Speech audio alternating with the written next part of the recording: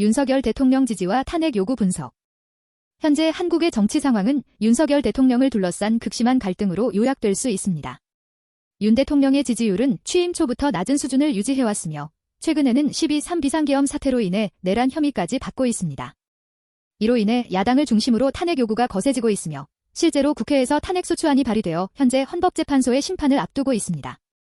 이러한 상황에서 윤 대통령을 지지하는 측과 탄핵을 요구하는 측의 입장이 첨예하게 대립하고 있어 한국 정치는 극도의 불안정한 상태에 놓여 있습니다.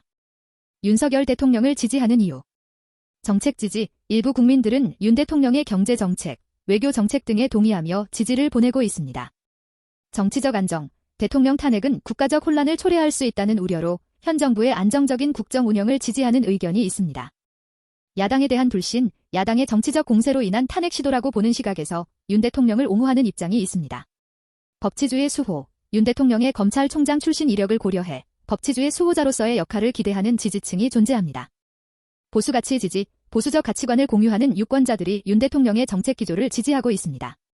이러한 이유들로 인해 일정 수준의 지지층이 유지되고 있으며 최근 여론조사에서는 30%대의 지지율을 보이고 있습니다. 윤석열 대통령 탄핵을 요구하는 이유.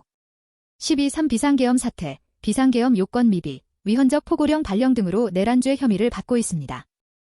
헌법 및 법률 위반, 대통령으로서의 직무 수행 중 헌법과 법률을 위반했다는 주장이 제기되고 있습니다.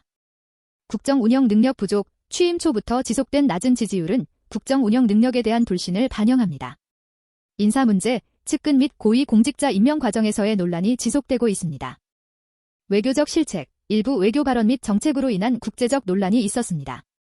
경제 정책 실패, 물가 상승, 부동산 문제 등 경제 정책에 대한 비판이 제기되고 있습니다. 언론의 자유 침해 의혹, 언론에 대한 압박이나 개입 시도가 있었다는 주장이 있습니다. 이러한 이유들로 인해 야당을 중심으로 한 정치권과 시민사회에서는 윤 대통령의 탄핵을 강력히 요구하고 있으며 이는 현재 진행 중인 헌법재판소의 탄핵 심판으로 이어졌습니다. 윤석열 대통령을 둘러싼 현재 상황의 향방. 헌법재판소의 결정, 탄핵 심판의 결과가 가장 중요한 변수입니다. 헌재의 결정은 늦어도 4월 안에 나올 것으로 예상되며 이에 따라 전국의 향방이 크게 달라질 것입니다.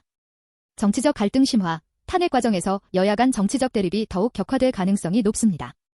국정 운영의 어려움, 탄핵 정국으로 인해 윤 대통령의 국정 운영이 더욱 어려워질 수 있습니다. 여론의 향배, 탄핵 과정에서 국민 여론이 어떻게 형성되는지가 중요한 변수가 될 것입니다.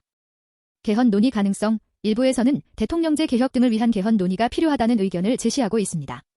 국제적 영향, 한국의 정치적 불안정이 외교 및 경제에 미칠 영향에 대한 우려가 있습니다. 윤석열 대통령을 둘러싼 현 상황은 한국 정치의 중대한 전환점이 될 수 있으며 헌법재판소의 결정과 이에 따른 정치권과 국민의 반응이 향후 한국 정치의 방향을 결정짓는 핵심 요소가 될 것으로 보입니다.